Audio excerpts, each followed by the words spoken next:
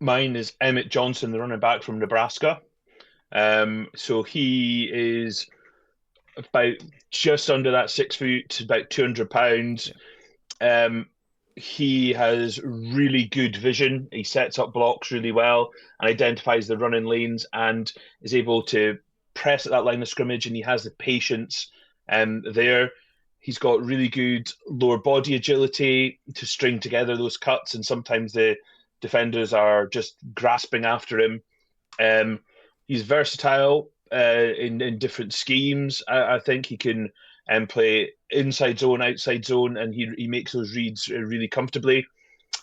46 receptions this past season as well, so he's more than comfortable catching the ball. He's got really good route tree as well as those nice soft hands. And so he's a bit more than a check down option than some of the other backs. He's slippery. He can get through those tight creases, make himself small. Um, he's got really good contact balance as well. He can pinball off tacklers, and he runs through those arm tackles.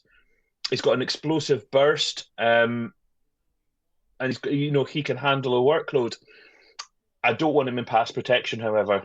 I'm not really a big fan of his pass protection. He doesn't really have the power in his chip blocks, and he doesn't pick up the blitz particularly well. We talked about him dancing around and missing those defenders. Sometimes he tries it one too many, I feel, and he'll sometimes chase those cutbacks instead of just going for the vertical yards. Um, I don't think he's got absolute lightning top end speed either.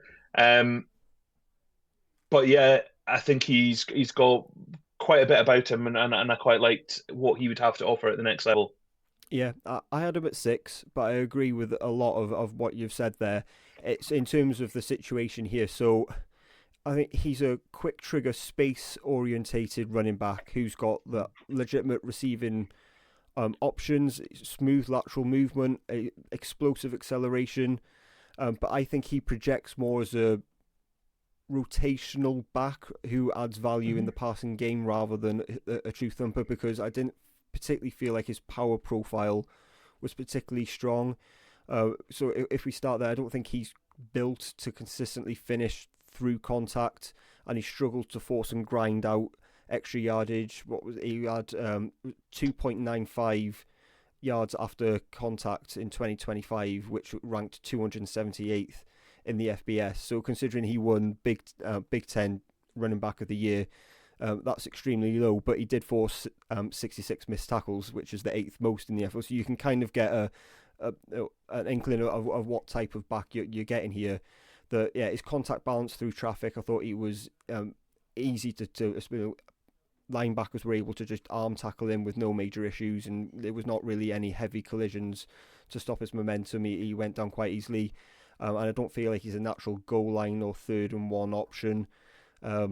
Pass protection, willing, but yeah, like you said, the anchor technique, there's no real refinement there, and I feel like there's a ceiling to what that role can be, which is why I have him down here. So it really is, you have to project with Emmett Johnson as what you think he can fit into, but his strengths, it hits top gear quickly once he's committed to a running lane. Really loose hips and quick feet, and really strong on the perimeter when he can get outside the tackles. He's really dangerous once he's attacking the edge and he's working off the motions. And his space awareness and leverage in open field is exceptional.